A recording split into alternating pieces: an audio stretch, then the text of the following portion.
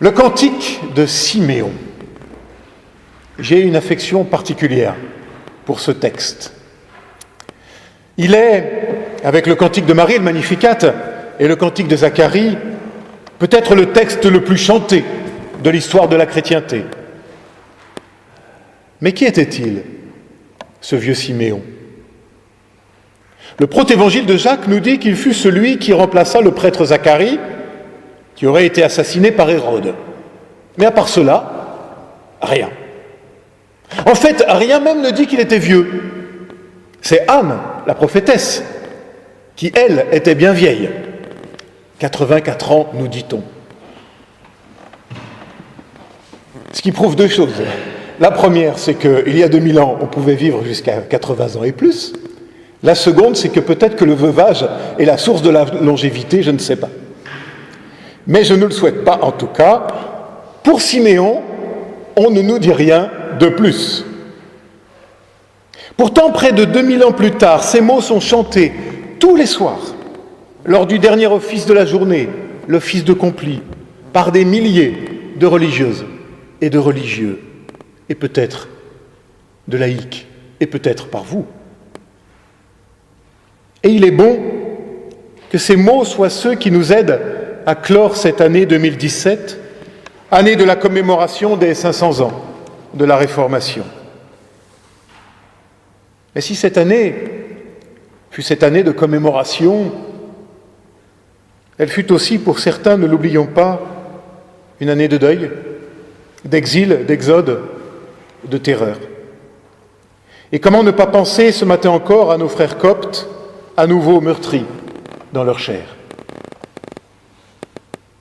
et à travers eux, à tous les autres. Mais revenons à Siméon. Que sait-on de lui ? Rien, ai-je dit, ou presque rien. 2 mots seulement le qualifient. Il était juste et pieux. Le premier est un grand classique pour caractériser ce que Dieu demande à l'homme, être juste. Et nous l'avons entendu tout à l'heure dans la première lecture, Abraham fut déclaré juste devant Dieu. Juste. Le mot traduit l'hébreu tzadik, tzadikia, la justice. L'exigence de la justice, c'est la première chose que Dieu demande à l'homme, c'est-à-dire s'ajuster à sa volonté et essayer de faire fleurir de la justice entre nous. Mais le second mot, pieux, en tout cas c'est la traduction qui nous est proposée, est extrêmement rare dans le Nouveau Testament. 4 occurrences seulement, une seule dans l'Évangile, les autres dans les Épîtres. Étymologiquement, il indique la prudence, la précaution, d'où, par traduction d'un autre mot hébreu très important, la piété. J'ouvre ici une parenthèse sur la notion de crainte de Dieu dans l'Ancien Testament, car justement, eulabès en grec traduit, dans la traduction en grec de la Septante du IIIe siècle avant Jésus-Christ, cette notion de crainte de Dieu.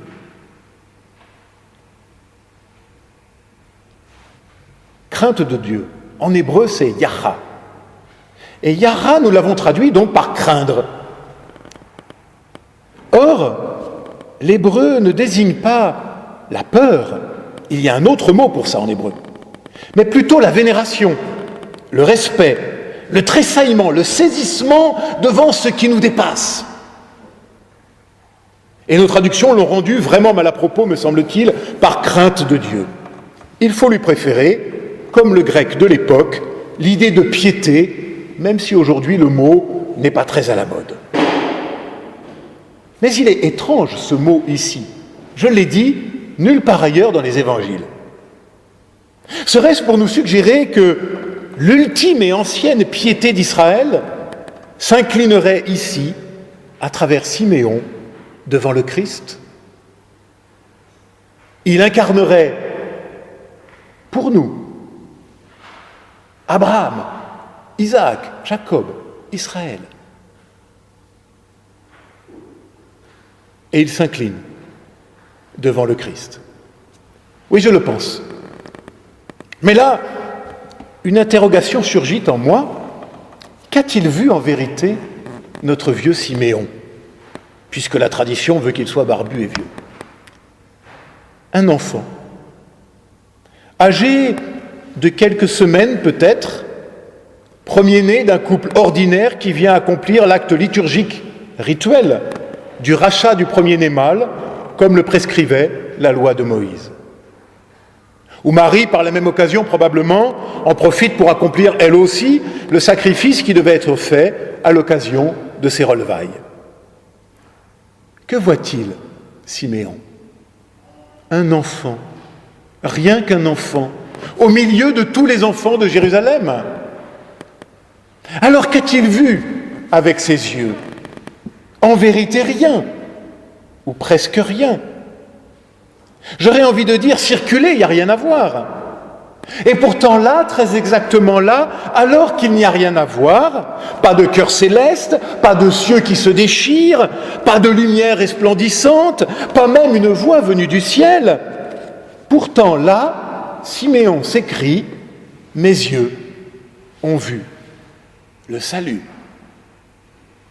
Mes yeux ont vu le salut alors même qu'il n'y avait rien à voir.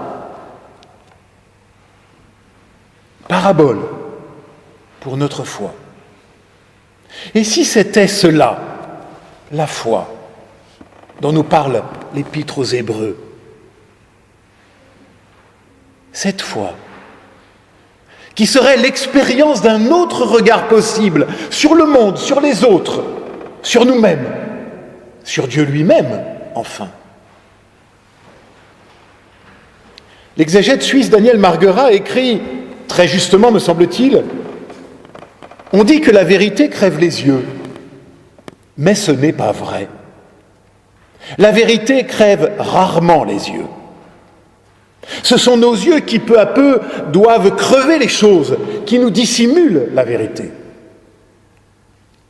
Dans le brouillement du quotidien, Siméon et Anne ont déchiffré un signe, ont su voir à l'œuvre le salut de Dieu. Ce n'est pas leur place que j'envie, poursuit Marguerat, c'est leur regard. Fin de citation. Ce n'est pas leur place que j'envie, c'est leur regard. Et n'est-ce pas cela, l'expérience même de la foi? Cet arrachement de la tyrannie des apparences et des évidences pour pouvoir enfin risquer un autre regard, un regard qui rend grâce, un regard qui bénit là où trop souvent nous avons tendance à ne voir que désastre, souffrance et échec. Et n'est-ce pas ce regard-là qui nous est offert de jeter, nous aussi, sur cette année 2017 qui s'achève aujourd'hui? Pourtant, Siméon aurait pu dire, lui aussi, avec les hommes de son temps, que tout fout le camp. Parce que c'est drôle ça, mais chaque génération le dit. Tout foutait le camp, l'occupant romain était là, et avec lui une autre culture, une autre façon de vivre, d'autres valeurs, comme on dit aujourd'hui. Le clergé du temple était corrompu, le grand prêtre était contesté dans sa légitimité, et Hérode, dernier représentant de la royauté en Israël, n'est qu'un terrible despote, cruel et sanguinaire, qui massacre des petits-enfants. Oui, tout foutait le camp. Déjà. Mais alors que tout fout le camp, Siméon est là. Il vient dans sa fidélité au temple. Et là, devant l'enfant, il rend grâce. Et il bénit.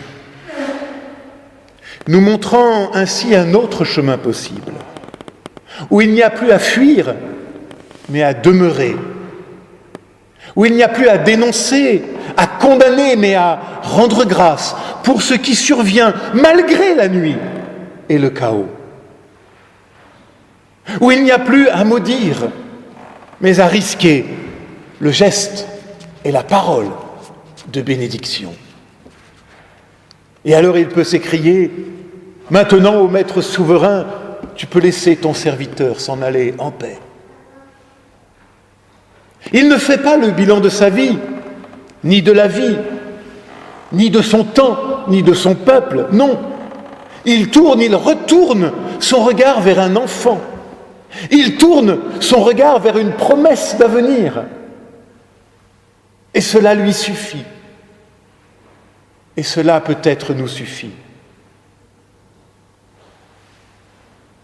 Et cela me rappelle une visite que j'ai faite, il y a quelques années déjà, auprès d'un très vieux monsieur, alors il avait plus de 84 ans, qui était au seuil de son grand passage. Quelques jours avant sa mort, il m'avait confié « Je suis prêt, je peux partir. J'ai eu une vie riche et belle, une épouse, 4 enfants, 12 petits-enfants, une vie dévouée aussi à sa communauté, trésorier. » Et puis il me dit « Je vais avoir un arrière-petit-fils. Ma petite fille m'a montré l'échographie. Je suis heureux. » Alors je lui ai demandé un peu bêtement s'il n'aimerait pas le voir naître, cet arrière-petit-fils, attendre un peu jusque-là avant de partir. Et il m'a répondu « À quoi bon ? Non, ce n'est pas la peine. Je sais qu'il va naître et cela me suffit.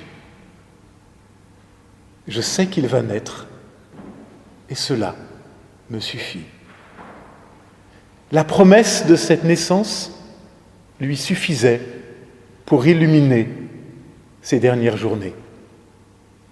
Pas besoin de voir. Le regard de la foi suffit. À cause d'une promesse, reçue à la lumière d'une autre promesse. N'est-ce pas cela ? Le regard que nous pouvons poser tout à la fois sur cette année écoulée et ce regard que nous devons porter déjà vers les jours promis et à venir. Nous mettre sous une autre lumière, celle du Christ, qui nous invite à voir d'un autre regard, autrement, par-delà toujours la tyrannie des apparences et des évidences. Et tout est transformé. Et nous pouvons vivre à notre tour, nous aussi, en pèlerins de lumière.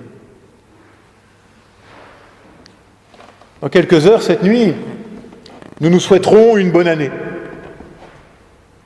Mais souvent, je me demande qu'est-ce qu'une bonne année aux yeux de Dieu, en vérité.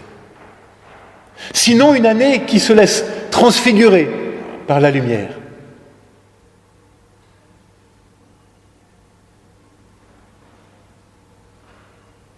Luc n'emploie que 6 fois le mot « lumière » dans tout son évangile.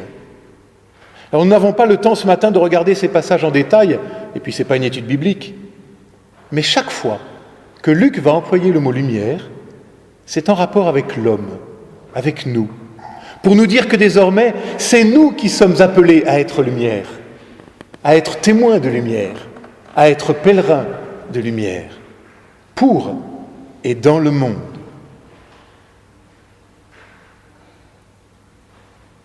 Alors nous pourrons dire, nous aussi, tu peux laisser tes serviteurs s'en aller en paix, selon ta parole. Je pourrais dire Amen et conclure là, mais je ferai alors l'impasse sur la fin du texte, qui peut-être vous a choqué, redoutable. Ces mots terribles adressés à Marie, « Une épée traversera ta vie », pas terrible comme vœu du Nouvel An. Et là, effectivement, surgit dans notre imaginaire immanquablement l'image du calvaire, la souffrance d'une mère devant le supplice du Fils. Pas vraiment réjouissant pour le réveillon.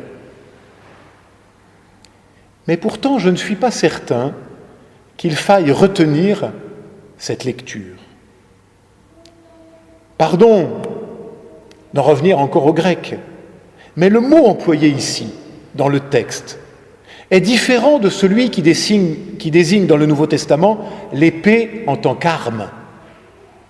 C'est ici un autre mot qui est employé, et qu'il est toujours dans le Nouveau Testament pour désigner la parole de Dieu, qui est comme une épée acérée à double tranchant, par exemple, nous dit l'Apocalypse. Parole qui vient nous pénétrer, nous désarticuler pour nous réarticuler autrement. Alors nous pouvons comprendre la parole de Siméon autrement. Il sera un signe de débat, et la parole traversera ta vie.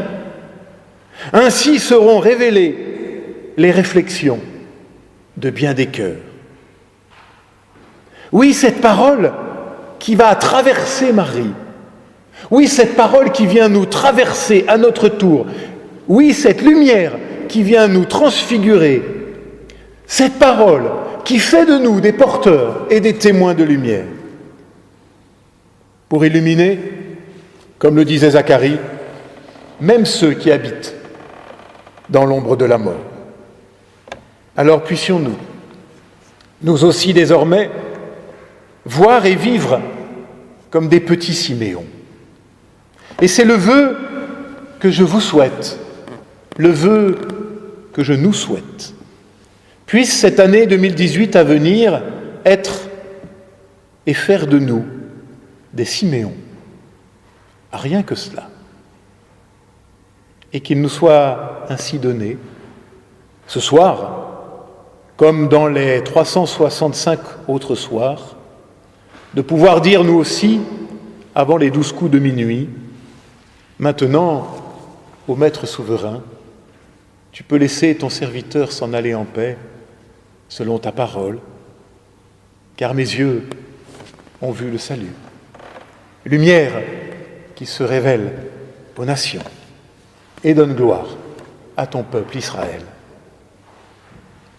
Petit Siméon, petite Anne, bonne année avec quelques heures d'avance. Amen.